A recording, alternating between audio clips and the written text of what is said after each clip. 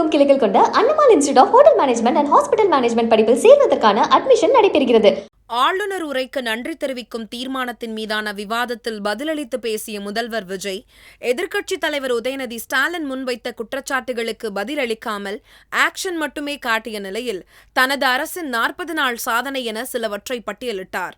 ஆனால் அவர் சொன்னதெல்லாம் திமுக அரசின் திட்டங்கள், குறிப்பாக மருத்துவ வாகனங்கள், கோவையின் தொழில் திட்டங்கள், காஞ்சிபுரத்தின் மெகா திட்டங்கள், சிங்கப்பெண் படை என அனைத்திலும் முந்தைய திமுக அரசின் உழைப்பை திருடி தாவேக அரசு ஸ்டிக்கர் ஒட்டியிருப்பது அம்பலமாக்கியிருக்கிறது.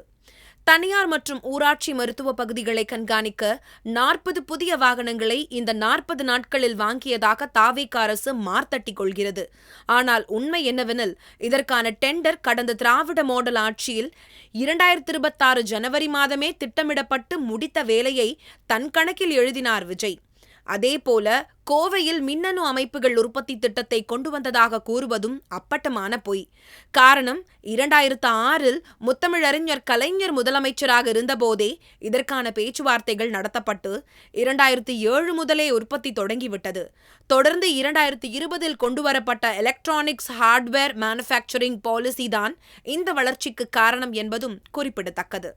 மேலும் கோவையில் L&T நிறுவனத்தின் 2 யூனிட்டுகள் இந்த 2026 ஏப்ரல் மாதமே தங்களின் உற்பத்தியை தொடங்கிவிட்டன. இது திமுகவின் லட்சியம் 2031 என்ற தொடர் திட்டத்தின் ஒரு பகுதியே தவிர தாவேக அரசின் 40 நாள் சாதனை அல்ல. அடுத்ததாக காஞ்சிபுரம் மாவட்டத்தில் 18,500 கோடி ரூபாய் மதிப்பிலான உறுதியளிக்கப்பட்ட மைய விரிவாக்க திட்டத்தை தாவேக அரசு தங்களின் சாதனை என்கிறது. அந்த இடம் எங்கே இருக்கிறது என்ற விவரம் கூட முதலமைச்சர் விஜய்க்கு தெரியுமா என்பது சந்தேகமே. ஏனெனில் அங்கே ஏற்கனவே 99% பணிகள் முடிந்துவிட்டன என்பதே உண்மை. L&T நிறுவனத்திற்கு உட்பட்ட 6-7 பெரிய நிறுவனங்கள் அங்கே உற்பத்திக்கான சோதனைகளை முடித்துவிட்டன. கடந்த திராவிட மாடல் ஆட்சியிலேயே அப்போதைய முதலமைச்சர் மு.க.ஸ்டாலின் அவர்களால் திறந்து வைக்கப்பட வேண்டிய திட்டம் இது. தேர்தல் நடத்தை விதிமுறைகள் அமலுக்கு வந்ததால் மட்டுமே அப்போது திறப்பு விழா தள்ளி போனது.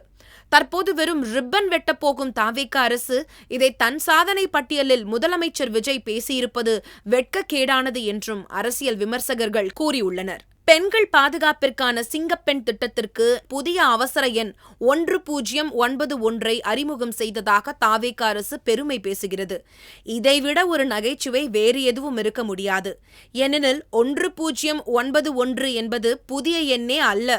இது பல வருடங்களாக இந்தியா முழுவதும் நடைமுறையில் இருக்கும் ஒன்றிய அரசின் அவசர உதவி எண். தமிழ்நாட்டிலிருந்து அழைத்தால் தமிழ்நாடு காவல்துறையும், மகாராஷ்டிராவிலிருந்து அழைத்தால் அந்த மாநில காவல்துறையும் பேசும் பொதுவான எண்ணை ஏதோ தாங்கள் புதிதாக கண்டுபிடித்ததைப் போல தாவேக அரசு ஏமாற்றியுள்ளது. மேலும் 200 யூனிட் மின்சாரம் என்று கூறிவிட்டு பிறகு பல்வேறு நிபந்தனைகளை விதித்து மக்களை இந்த அரசு வஞ்சித்துள்ளது. 40 நாட்களில் 2045 கோடி ரூபாய் கூட்டுறவு கடன் வழங்கியதாக கூறுகிறார்கள். ஆனால் தேர்தலுக்கு முன்பு சிறு குறு விவசாயிகளுக்கு 5 ஏக்கர் நில உச்சவரம்பு என்று கொடுத்த வாக்குறுதிகள் எதையும் தாவேக அரசு நிறைவேற்றவில்லை.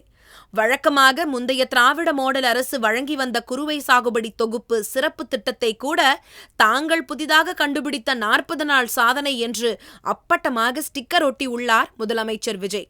இது மட்டுமல்ல, தாவேக அரசு 717 மதுக்கடைகள் மூடியதாக அறிவித்த நிலையில் அந்த ஊழியர்களுக்கு மாற்று வேலை வழங்கப்பட்ட விவரத்தை கூட இந்த அரசு வெளிப்படையாக அறிவிக்கவில்லை. தகவல் அறியும் உரிமை சட்டத்தில் ஊழியர்களின் மாற்று பணி குறித்து கேட்கப்பட்ட கேள்விக்கு பதில் சொல்ல இயலாது என தாவேக அரசு நழுவி இருப்பது நிர்வாகத்தின் வெளிப்படைத்தன்மையற்ற போக்கை அம்பலப்படுத்தியுள்ளது. எலைட் பார்களை திறந்து அங்கே அவர்களுக்கு வேலை கொடுக்கப்பட்டதா என்ற பலத்த சந்தேகமும் எழுந்துள்ளது என விமர்சகர்கள் கூறியுள்ளனர்.